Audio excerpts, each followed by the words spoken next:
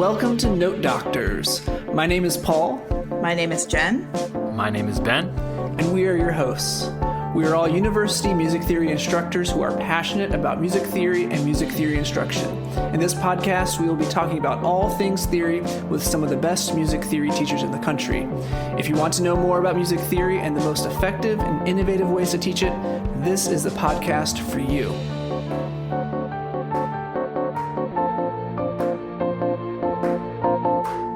Hello, and welcome to Note Doctors. We're really happy for you to join us on this special episode where we don't have a guest, but we're going to be talking about someone and a resource that we've all used immensely. And actually, I don't think neither of us met Michael Rogers. Is that right? No, I don't. No. I haven't. But I feel like I knew him well because of his work and particularly his book. And so recently, in the last volume of the Journal of Music Theory Pedagogy, there was an in memoriam written for Michael R. Rogers, who was a music theorist who passed away in 2025. And I can read a little bit about him. And so this is from the in memoriam that was written by Mary H. Wennerstrom. Michael Rogers, his enthusiasm, dedication, and insights increased the recognition of music theory pedagogy as a serious area of study and research. His foundational book, Teaching Approaches in Music Theory, an Overview of Pedagogical Philosophies, is still an important source for anyone teaching theory at any level and for those leading courses in music theory pedagogy. So he was a longtime faculty member at the University of Oklahoma, and he was I believe he was the first, he started, helped start the Journal of Music Theory Pedagogy, which was a huge deal back in the 1980s.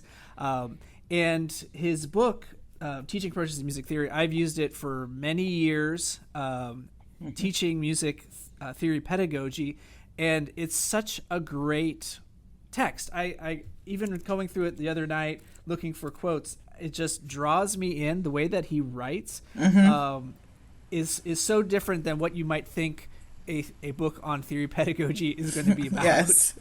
Yeah. Well, I was going to say, I assign it too, and you can tell when the students are actually reading what you assign. And I can tell I assign it in both undergrad and grad pedagogy of theory. And in both cases, I can tell that the students have read it and that they've taken things from it and found it to be really useful and interesting. So, that's saying something. Yeah.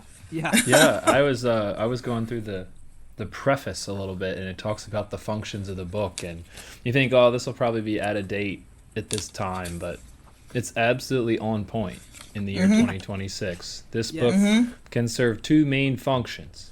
First, it should be useful as a reference and research tool for theory specialists, teachers, and graduate assistants, especially inexperienced ones.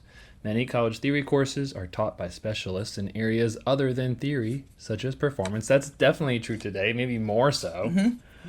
And these people often have need not just for factual information about theory, we love that, but for information about how to present particular topics and the varying philosophies behind the methodologies.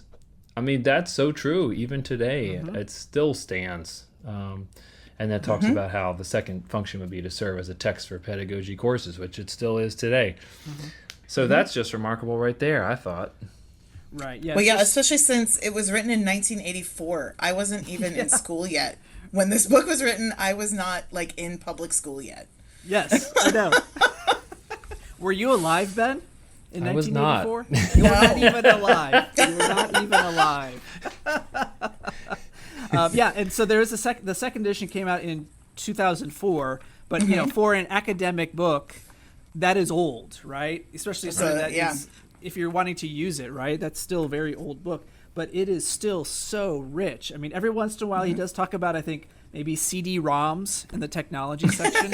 So that is a little dated, but that's just a small fraction of this book. Everything is so practical. And I think because he takes this very holistic and kind of philosophical approach, he gets into the nitty gritty, but it's so much richer in his conversation and his description of the work of teaching theory that I feel like it's still going to be applicable in another 25 years. Yep, Yeah, I agree. I agree. And I think the other thing that kind of makes me want to talk about this book is to thinking about what we had at that time as well. Because right now we have so many pedagogical resources, right? We have Jenny Snodgrass' great book. We have I'm gonna miss some, so I apologize. Like Lee Van Handel's Rutledge Companion. We of course we have the Journal of Music Theory Pedagogy. There are so many books out right now that can help.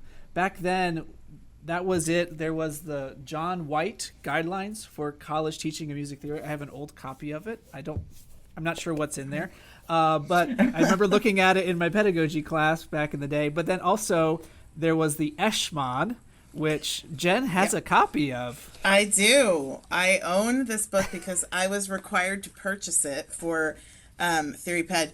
And Paul, I'm going to steal your thunder because I feel like it is my right to read this little moment in the book.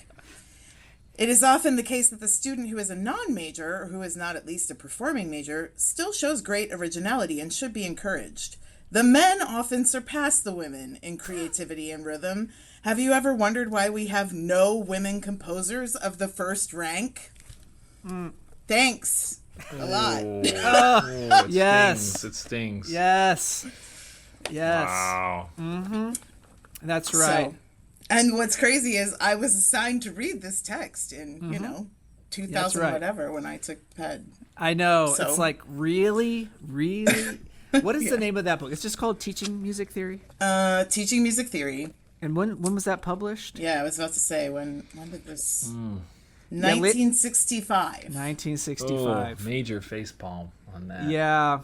I love... Okay, here's the first sentence. This is not, I hope, a pretentious book. Sir. Wow. Yes. Wow. I know. It's yeah. I think, oh my gosh. Yeah. So there's some really cringy stuff.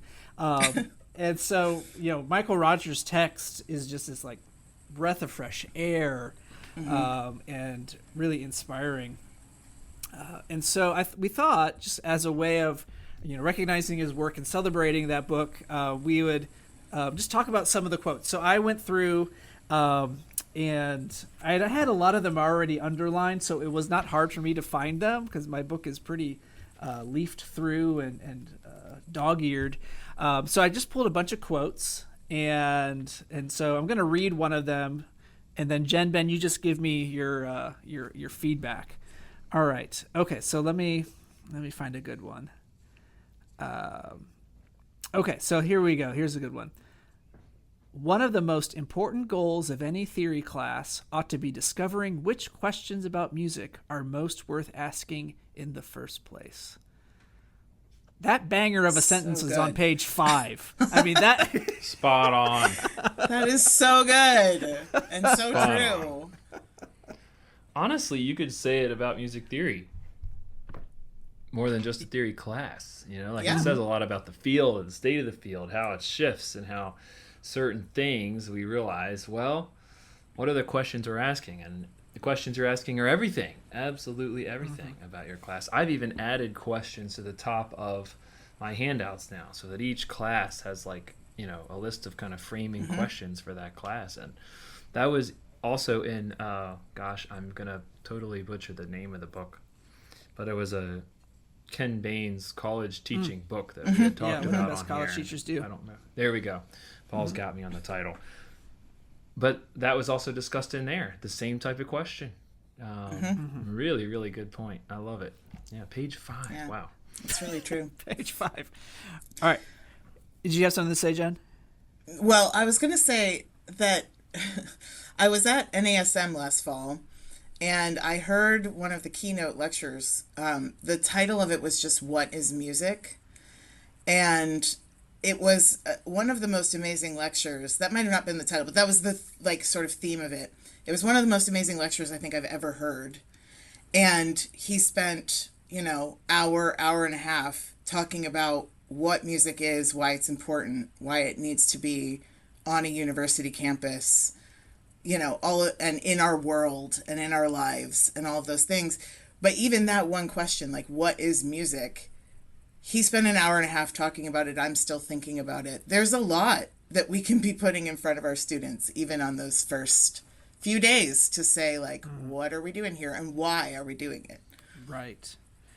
Right. And I think with theory, I think students often think that theory class is about giving us the answers rather than teaching us the questions that are worth asking. I think that's a very different thing. I think most theory students would be like, yeah, I'm learning X, Y, and Z, not, I'm learning how to question or how to ask the right questions of music. And so I love that. I love that reframing. Here's a good one. This is related to fundamentals. Some students never catch on that information computed from scratch each time is useless. Oh my gosh, it's so true. It's so true. Yes. Yeah. How many times do you have to see a student count on their fingers, A, B, C, D, or every good boy does fine every time? Ugh. Yep. Oh, yeah. I was trying to make the point just yesterday that memorization should never be an end goal, but there are things you have to memorize, and kind of like weighing these two things. Like I told you, cannot spell words if you can't name the letters of the alphabet. Like you can't, right? You have to know the letters, but knowing the letters is not like any sort of real end point, right? You can't do much with that. So yeah, information computed from scratch. I mean, gosh, even saying like computed, you're thinking like of this, like it lacks artistry to me when you think about computational things sometimes. And I think we forget that in music theory too. People think it's like just computational, but like, well, what is the end goal? The end goal is to like make an argument or say something artistic, really, right? It's not computational as an end goal, right? Right. Yeah, I didn't think about that, but yeah, because we're artists. We want we want our musicians and students to express art, right? And if you're computing, you're not worrying about making art or expression or any of those things. Yeah. I think this sentence sums up why, like, I do think that's a common attitude. Like, okay, yeah, there's only 2 beats in 6/8. Like, whatever, I thought there were 6. Yeah. I thought there's 6. And like, we sound like we are being so, I don't know, pedantic or something when we're like, no. I say things, over dramatic things, like, how many beats are in 6/8? And if you say the wrong thing, you will break my heart, right? I might cry, okay? And I think to them, they're like, this is ridiculous. But this is why. It's because you're right, Ben. That's step 1. Like, I can't ask you to write a poem in English if you don't know any English words. Right. So, similarly, I can't ask you to write a song in E flat if you don't know how many flats should be there to begin with. So, yeah. Yes. Yeah, this quote is connected to that, and I think this is great.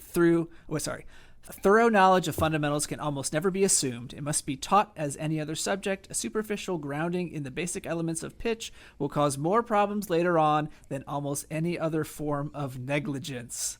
I love the negligence. Coming down hard on the end there. I know, right, because it is. I mean, is this negligence of not taking the time to really have that strong foundation. That superficial grounding is just going to leave them instantly. This one, for me, made me think of tennis coaching. We used to have to put people in groups on the first day of tennis camp. Okay, what's the top group, second group, etc. And we would have a serve court, and we would ask every person in the tennis camp, well, how's your serve? Do you have a good serve? Maybe a middle, moderately good serve? Or okay? And everybody would go up there, oh, I have a great serve. I have a great serve. And then we would have them hit 10 balls. And often, more than half of those balls would be out. They wouldn't even be serving the ball in the court. And I think this happens with music theory. You might ask somebody, "Do you know your key signatures?" Oh yeah, of course. So I know my key signatures. But then, okay, well, what's the key signature for G sharp minor? You know, dot dot dot dot dot. And you start the counting computational, or we go back to where we were before. So it's almost like, yes, do you know fundamentals? Well, maybe at a certain level, but to really know the fundamentals, is one thing. And he's talking about that superficial grounding. You have to have not a superficial grounding. You have to have the firmest possible grounding you could possibly build. Yep. And then you've got it. You won't forget it. I was trying to articulate this again to Theory 1 of how the foundation is absolutely everything. You cannot have cracks in there from your training or written exercises or whatever it is. It will be exposed so fast later. Just like a person who says they have a good serve and then they can only hit 3 balls in out of 10. To me, that's a very, very important way to think about it. You should be able to get 10 out of 10. Then you can go on and hit a little bit harder, or a little bit more spinny, or a little bit more left to right, and make those minutia adjustments that come at the advanced level. But you cannot sacrifice the basic serve motion or the basic, just key signatures, basic element of pitch, something like that. Yeah. Yeah. So true. So true.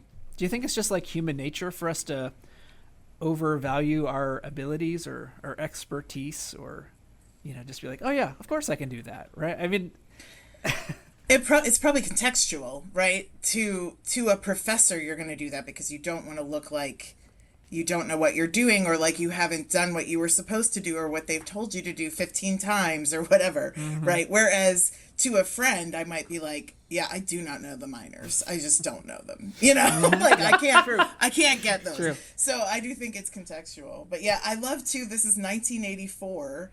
And he's saying a thorough knowledge of fundamentals can almost never be assumed. Because I think sometimes we act like this is a new problem, that students used to show up as freshmen and they could all read music and they all already knew their key signatures and they all already. And here in 1984, he is definitively saying that's incorrect. Right. That's a great point. You've never been able to assume this. And I think that that's an important thought going for me. The first week of school is next week. I think, Ben, you already started.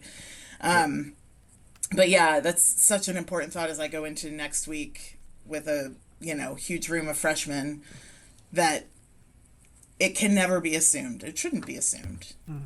And I'll add one more thing to this, since this is such an important quote.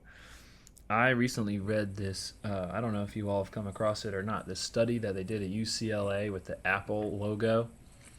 They asked 85 people if they could draw the Apple logo.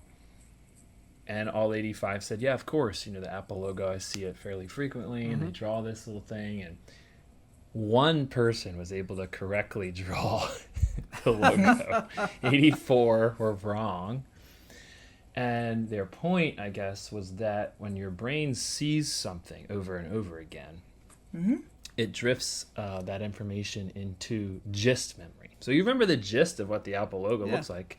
And when you think about, somebody asks you, do you know the Apple logo? Well, yeah, of course. Of course, I've seen it many times. But then when it comes to actually doing it, you might have the leaf on the wrong side. You might have the bite on the wrong side. You might have miss the indent on the bottom of the apple. And what they found was making the errors and then fixing them, right? When you went back and your brain had to recall what you missed, when you did it again, it was fine. Everybody was right on. And I think that's so true of fundamentals. You think, well, I've seen key signatures before, right? Or I've seen this. But then when you go to actually do it again, sometimes it just flips into that kind of gist memory, and you think you know something that you don't really know. Yeah. And that lines up exactly with what we know about knowing, which is that, like, the forgetting is part of the learning, right? The interleaving idea that if they come in and they think they know it and they realize quickly they don't, but they actually, work to recover that knowledge, they will have it much more firmly than they did before. And on and on. So I have to remind myself of that too, that like they're going to forget. They're not going to do it perfectly after the first time I tell them that this is important and they should memorize it. Right. They're going to forget. They're going to forget. And that's part of the learning. Yep. Yeah, exactly. I love this gist memory. Is that a new Yeah. term? Yeah. I like that. It is, yeah. Yeah. Okay. I'm definitely going to use that. We want to move beyond our gist memory. Yep. I get Yep. the gist. All right. Right. We always see people reviewing PowerPoints or whatever for a test. You know, they're just repeatedly looking at information. Yeah. And the problem is, according to these people at UCLA, your brain will actually remember less of the thing, of the details of it, right? Yeah. Right. I got the gist. All right. Let's move on to this question or this quote here. So, music theory, in my opinion, is not a subject like pharmacy with labels to learn and prescriptions to fill, but is an activity, more like composition or performance. The activity is theorizing, thinking about what we hear and hearing what we think about. And I would include even thinking about what we think. Yeah, so good. So meta. And I think it's a good goal to have in mind as we're prepping lessons and you are about to go through the you know, this space is an A. This space, you know, I think it's good to have in mind that like all of those things are building to this act of being able to think about what we hear and hear the things that we think about. It's a bigger goal than just they can read staff notation or whatever. Oh, yeah. And that's what allows them to take music theory outside the classroom. Like, it shouldn't be a hot take to say, like, when you get outside of class and hear XYZ, right? I mean, that shouldn't be, like, so crazy. But sometimes either students or teachers will act like that's crazy, you know? And it's really not. It's really not. No.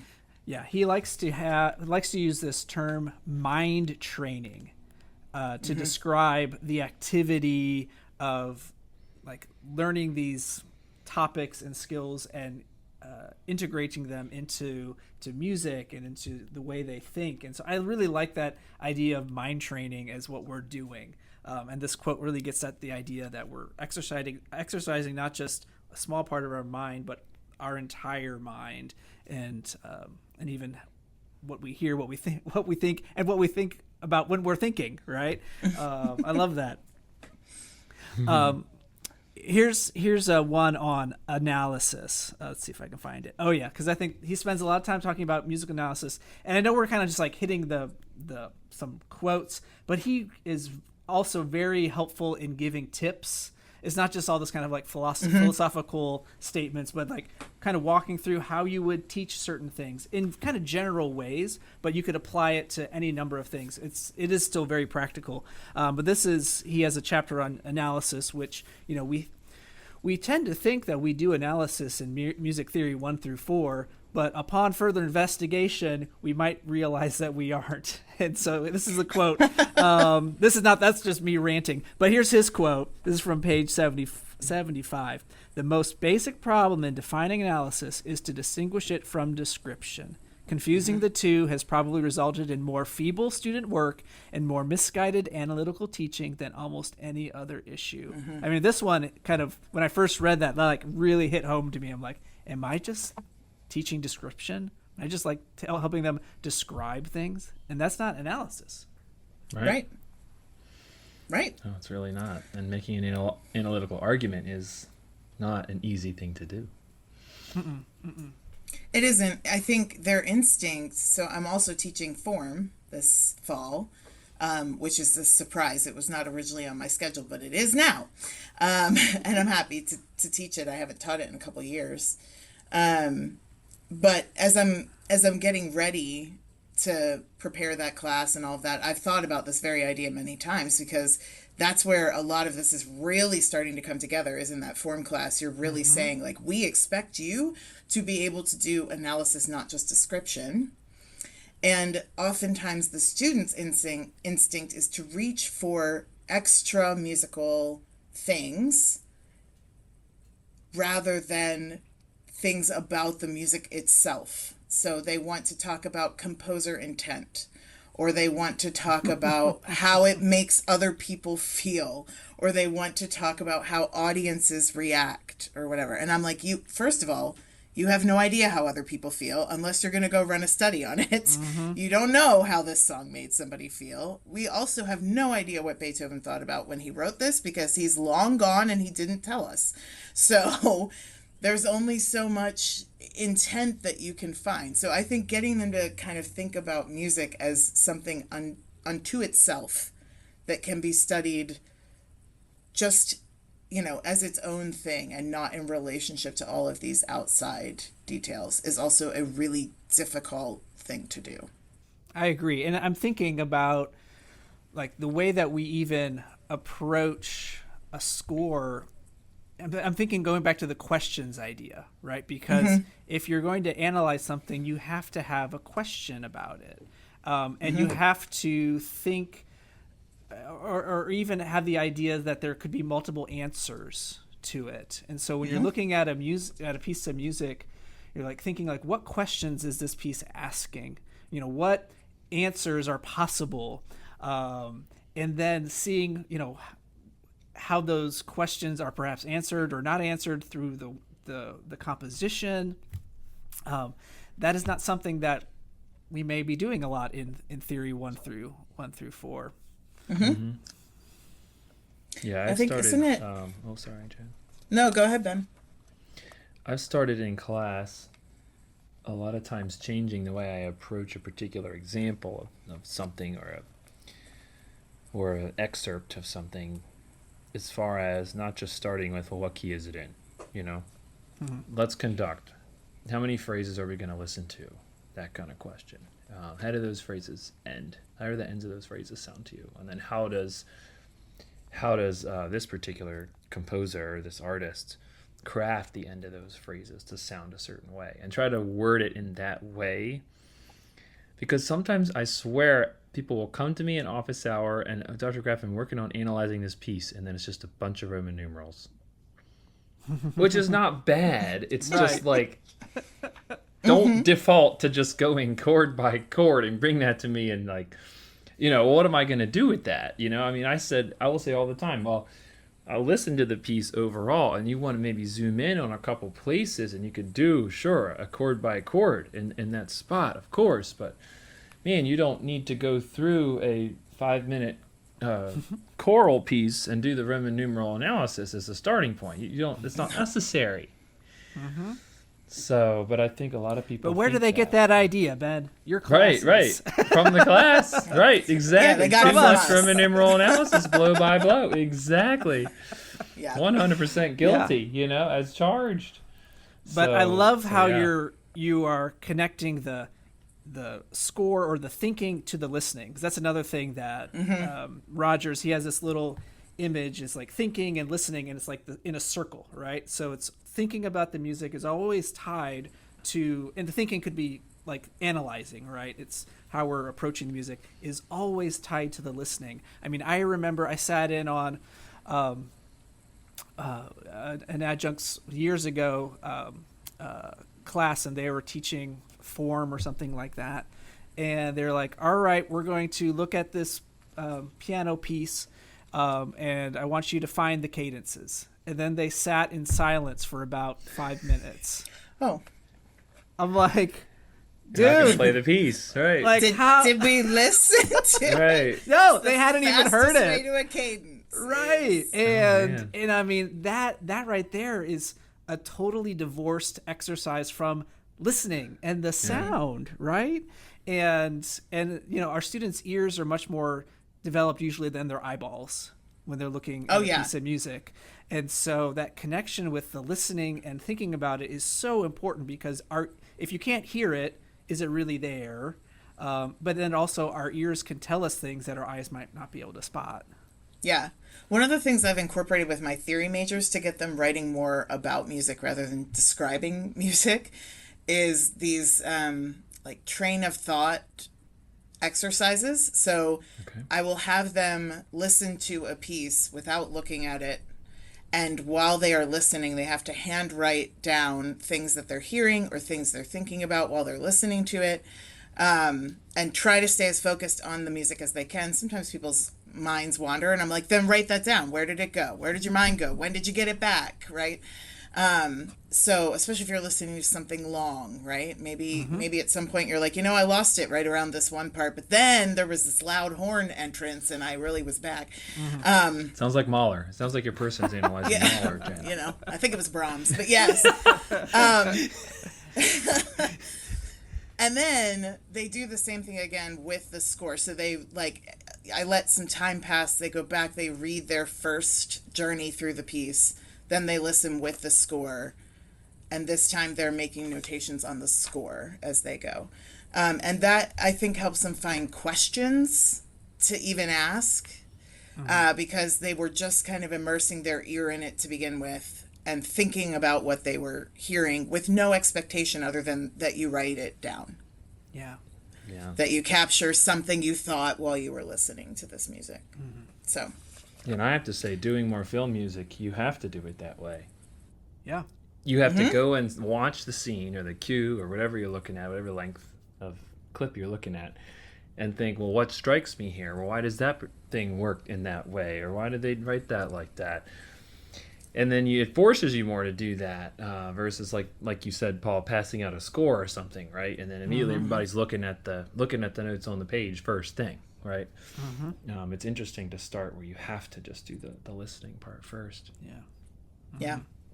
And I think that's one of the things about the Rogers books that I love is that he certainly was probably working from a very canon influenced repertoire when he wrote this book. Yeah. But that doesn't come through because everything about it is so broad and based on hearing that you can apply these principles to teaching about any kind of music.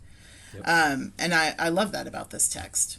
Yeah. One of the main themes, I think, in this text is synthesis, because he does not come down hard on a lot of things. Like he talks about the different solmization systems, fixed do, movable do, minor law, all these things.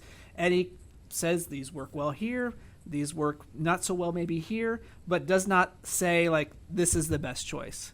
And I think that openness and that idea of synthesizing, not getting stuck in a certain way of doing it and being open to integrating other ideas really comes through the text. And so, yeah, as you said, Jen, it doesn't, I'm sure he wasn't, they weren't having the conversations that we're having picturing now. Avengers movies. Yeah. Right, yeah. He wasn't thinking about heroes and villains. He was probably thinking about Beethoven, know, but it doesn't matter because he came at it from this viewpoint that was much bigger and much more grounded in just music itself and what it means. Yeah. Yep.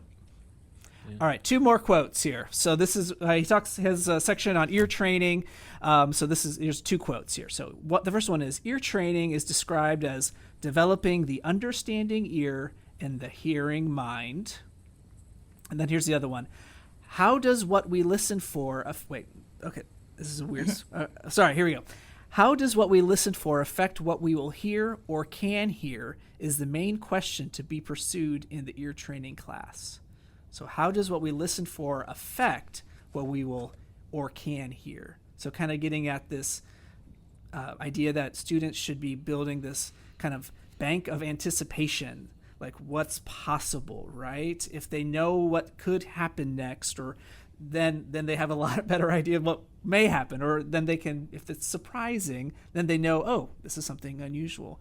I really love those because the understanding ear and the hearing mind, that's kind of like the seeing ear and the hearing eye. I kind of used that kind of metaphor before, but I think it's apt. It definitely is. I'm also teaching Oral Skills 3 as a last minute surprise. My week this week has been full of last minute surprises. But I'm excited to be back in the Oral Skills classroom because I wasn't all of last year. And part of me is maybe going forward, instead of always teaching Theory 1, I teach Oral 1 or something, because I do love teaching Oral Skills. But I often say on the first day, we're trying to get your eyes to hear and your ears to see. That is the goal. And the second one, how does what we listen for affect what we will or can hear? My switch to kind of the Gary Karpinski method, where with dictation they have no information. that switch relates to this sentence so much, because with no information, they have to listen for all of it. They have to listen for the meter. They have to listen for, the clef. I don't give them the clef. They have to think about the register. And I think all of those things make them better at doing the task in the end, because they've listened to it from a much deeper and more thorough perspective. And I had an adjunct who's just starting out say, wait, but really? You don't give them dough? And I was like, no, they have to find dough. You're training their ear, they have to find it themselves. You don't tell them it's in 3/4. You don't count them in. No, they have to figure it out. The music out there in the world is not going to tell them, I'm in 3/4, I'm in major, and here is my tonic. They're going to have to figure it out. So for this skill to be useful and transferable, we have to make it as much like the real world as we possibly can. Yep. So you're sounding like an admin there. Transferable. Heyo. Yeah, well, I am these days. It's a scary thing to be. It's a scary thing to be. No, I would argue, in these last two about oral skills, that's some of the best skill sets that we can give our students going forward, in industry and as educators, whether that be private lessons or just small groups or a whole band or orchestra. That's one thing. As soon as you get up in front of a group, or as soon as you hear your student play, your ear is going to be able to be your best guide to give that group or that person feedback. And yeah, you have to know what to listen for. That could be what type of sound is coming out of that trumpet.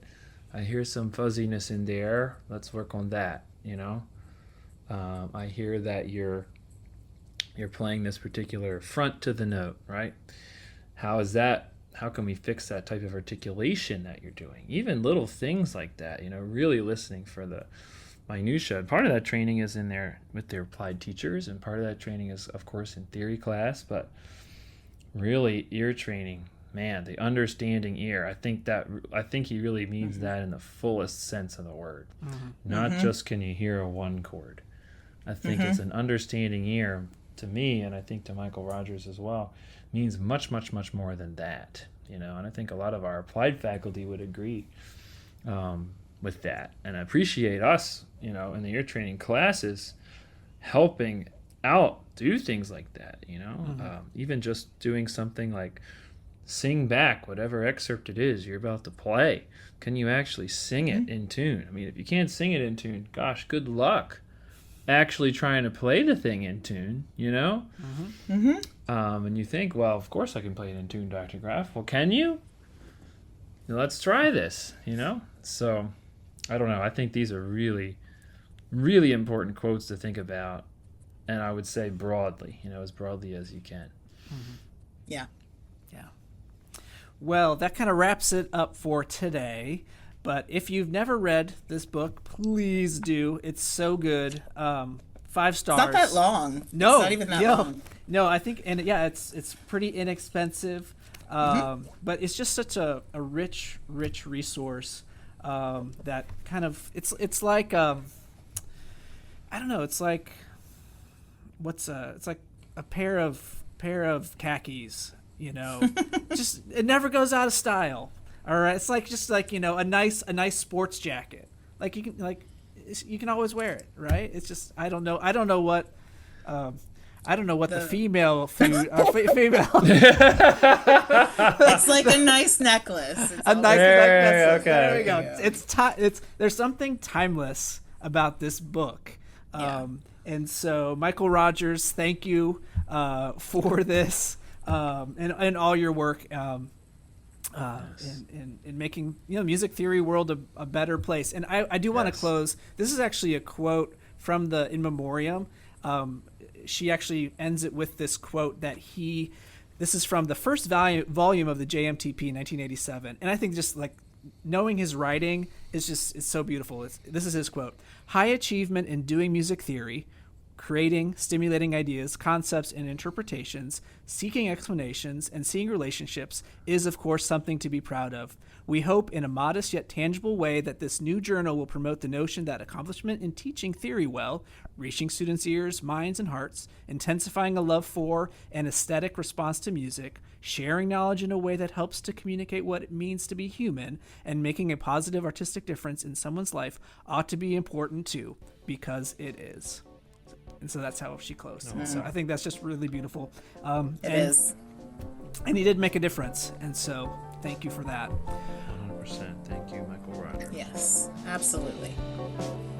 You just made it to the end of another episode of Note Doctors, the music theory and pedagogy podcast.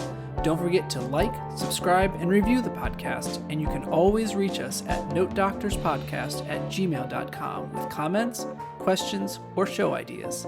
Thanks for listening.